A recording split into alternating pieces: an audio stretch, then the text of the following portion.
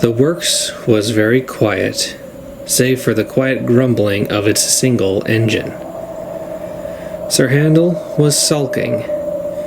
Ever since Skarloey had gone away to be mended, he and Peter Sam were doing all of the work. He'd been asked to take a passenger train and had grumbled dreadfully all the way. These coaches, they were not like the coaches from his old railway, not the ones he was used to. To him, they were simply cattle trucks with their single axle and wheel. Real coaches, he would say, had bogies, and this railway had none. They'd grumbled and shrieked all the way up the line. At the top station, he'd left his train at the platform to get a drink from the water column. When he backed down to couple up to his coaches, his driver hadn't noticed a crate that had slipped off the porter's trolley and fallen on the line. The coaches had noticed, but they didn't say anything. They were cross with Sir Handel and wanted to pay him out. He'd hit the crates and managed to lever himself off the rails. He smashed into the station platform, damaging his rear wheels. Now, he was in the works, alone and frustrated. Those blasted cattle trucks! I'll be sure to teach them a jolly good lesson when I next see them. Maybe the thing controller will get some real coaches for a change. They are real coaches, even if they don't look like it. The voice made Sir Handel jump. He looked over to the standard gauge line next to him. A big, red tender engine, pushing a single coach, was backing down into the sidings. But this engine didn't have a number on its tender, just the letters LNWR. The coach had 2 axles, was painted cream and white with yellow lining like the express coaches. As the engine came alongside, it looked down at Sir Handel. Both engine and coach were covered in grime and dirt. To see an impressive red engine with a coach looking this shabby, it was honestly shocking, since it was known that the NWR took care of its engines. Why not this one? The engine spoke again. Coaches come in many shapes and sizes, my dear engine. You wouldn't like me calling you a toy, would you? No! Sir Handel said, gathering his courage. Because I'm not a toy! But you are too small to be an engine such as me. So by your logic, you must not be a real engine. Sir Handel was getting annoyed. I am a real engine! I pulled the express trains on my old line, but those cattle trucks... Coaches. The engine corrected. They let me have an accident. That's why I'm here in the works now. It's all their fault. Sir Handel grunted. The engine sighed loudly. It sounded like it was finding the smaller engine infuriating to listen to. Be happy that is the worst you've gotten from a coach. Coaches are to be respected, only bumped when they themselves misbehave and are awkward during passenger runs. Mistreat your coaches without cause, and they will mistreat you. Rubbish! Oh, then I guess no one has ever told you. The engine said, a cold smirk forming on his face. Told me what? Oh, nothing. Just something I've heard. And it's too late for stories. You wouldn't. Yes, I would. What was I supposed to be told? The big engine grinned a little wider, steam hissing quietly from his pistons. Despite this engine's red paint, Sir Handel felt it should have been painted blue from the cold feeling he was getting from this engine. I suppose I could tell you a story that no one ever really talks about on this railway. Not that I'm surprised. It's a bit of a mystery, but if you insist, then I'll tell you. And so, the engine began.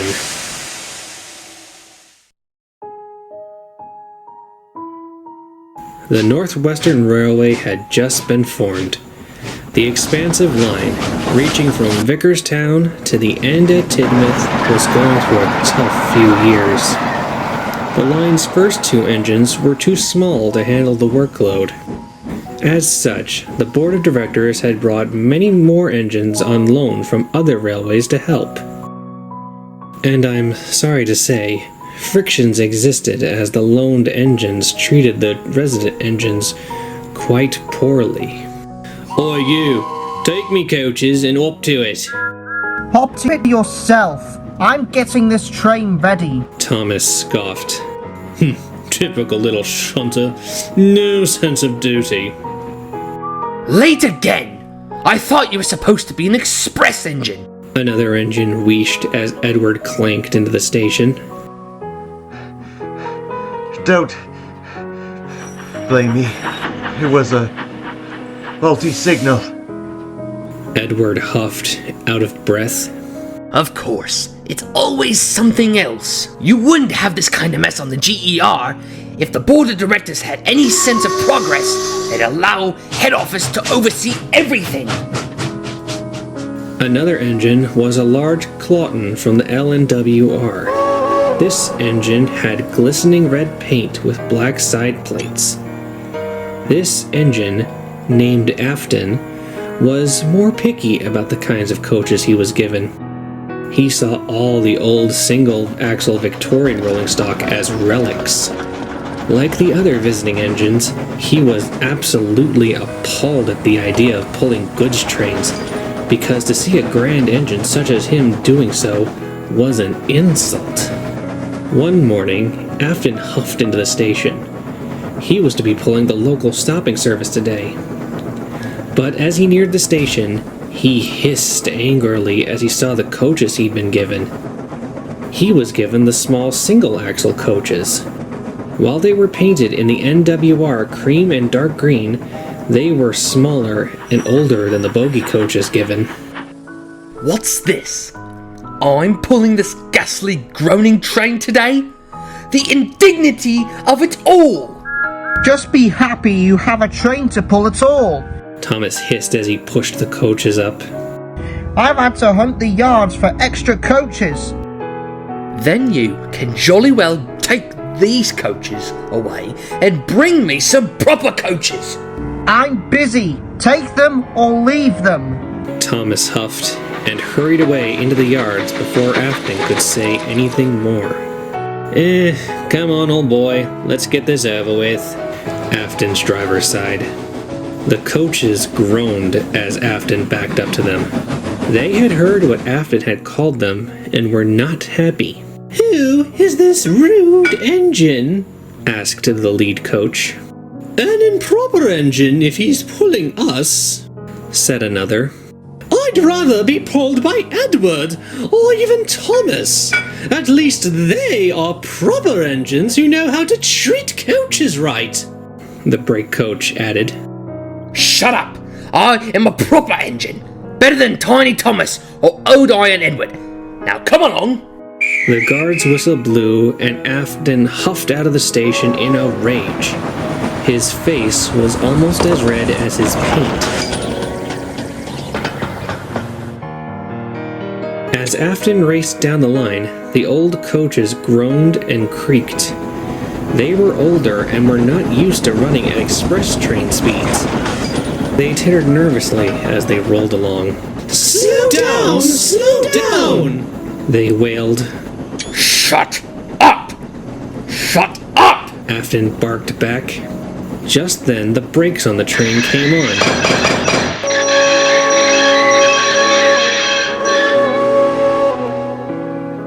Afton stopped suddenly on the viaduct, grumbling dreadfully. An investigation of the coaches showed that the coach just behind the engine had a loose vacuum hose. While the crew set about fixing the problem, Afton fumed angrily. He thought the coaches were doing that on purpose, making him late. Eventually, the brakes came off and the train puffed away. When Afton arrived at the last station, the big red engine hissed mournfully as he moved around the yard to shunt his own coaches away. The coaches tittered grumpily as he did so.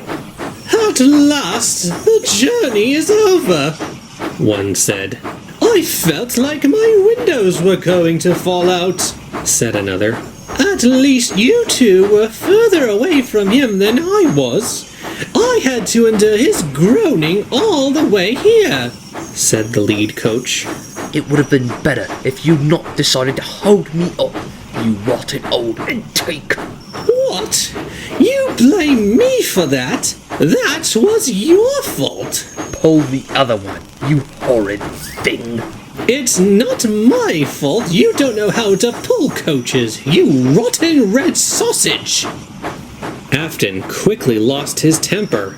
His boiler pressure shot up, and amid the hiss of his safety valve, there was a bang, and then a splintering crack. Afton hadn't been paying attention when he'd entered the carriage sidings, and had run his coaches into the buffers hard. The buffers were bent and broken, but they were not the most damaged. That honor belonged to the coach behind Afton's tender. It was squashed between him and the second coach, crushed into a pile of splintered wood and bent metal. The other coaches shrieked in horror at the fate of their sister.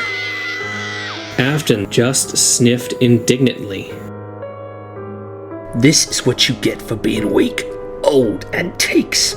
If you only been proper coaches, this wouldn't have happened.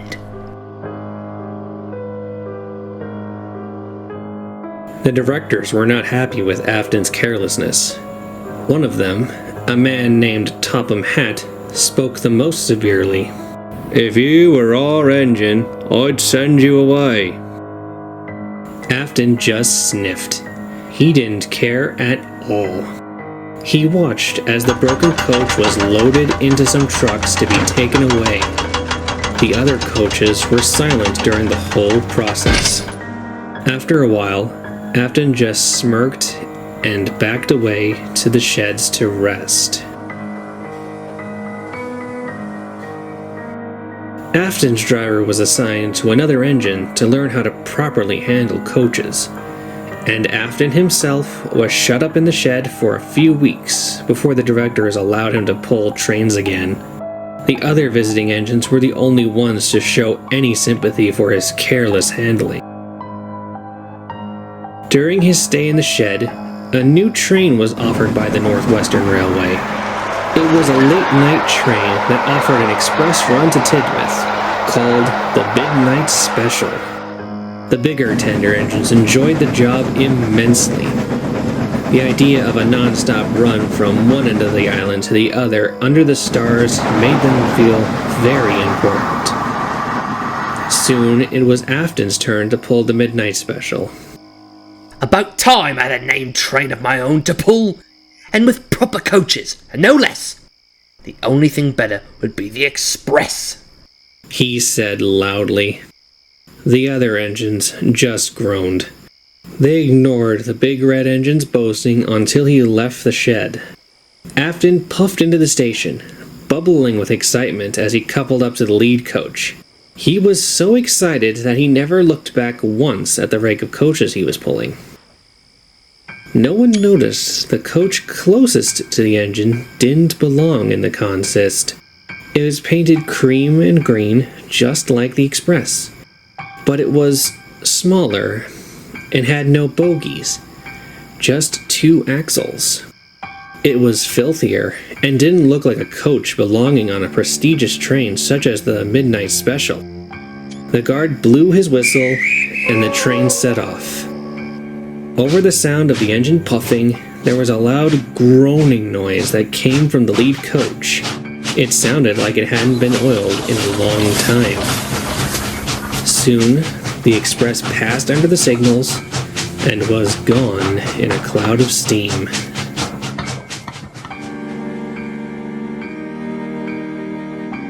A phone rang in the signal box at Kelsthorpe Road. When the signalman answered it, it was a call from the signalman at Kildane. He wanted to know if the Midnight Special had passed through to check that the system was still operating. The Kelsthorpe signalman said he'd received a bell from the Crovansgate signal box a long time ago, but the express hadn't come yet.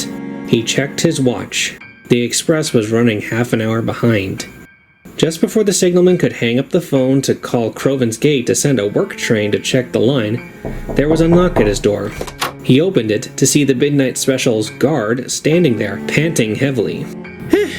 Have you seen our engine? He asked. What engine? No engine has passed by my box for over an hour. The guard then went pale. That's not possible. You must be mistaken. I've just come from the Midnight Special, and I've not seen our engine anywhere. I swear on me mother's head, no train puffed past this signal box, I would have seen it. Come on, man, you're speaking all kinds of rubbish. I am not. Our entire train is missing its engine. It's like it's disappeared into thin air. Come on, mate. Have a cup of tea and explain what you're trying to say.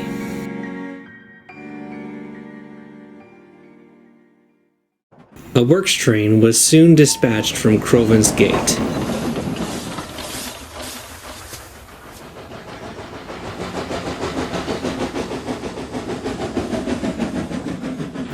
They found all 6 express coaches sitting on the main line neatly, and the irate passengers.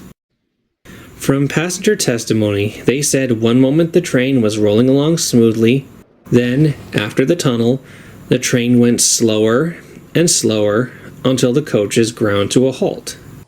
When they looked out the window to see what the problem was, they saw there was no engine at the front of their train. Workmen investigated the coaches for damage, but none was found. The coupling on the lead coach was intact. While the works engine pulled the train back to the station, the workmen searched up the line. Perhaps the engine had derailed somewhere before Kelsthorpe, and the guard just missed it. However, nothing. No trace of an engine, or even an accident, could be found. The engine crew was found the next morning, asleep on a bench at Croven's Gate by a cleaner making the rounds before the first service of the day. When asked how they got there, they had no memory of what happened after their engine entered the tunnel. Just that, one minute they were entering the tunnel, and the next they were waking up on the platform. A massive search was held to look for the engine, but nothing could be found. For a long time, the Midnight Express was discontinued as the more superstitious passengers refused to ride the express after midnight, worried that if a whole engine could vanish, then why not a whole train of passengers? The mystery deepened when many of the passengers expressed concern for the people who might have gotten in the first coach. The investigators noted that all the coaches were still on the train, but the passengers were insistent that a coach was missing from the express, a small coach just behind the engine. Station staff, porters, and the engine crew of the shunder who assembled the train were just as adamant that they had gathered the rake of 6 express coaches, no more, no less. After extensive investigations, relief was brought to the passengers to hear that everyone who'd bought a ticket for the Midnight Express was accounted for. But the mystery remained. What happened to the engine and the alleged coach? How could an engine's crew wake up at a station with no memory of how they'd gotten there? To this day, the file remains in the Vickerstown police files as unsolved.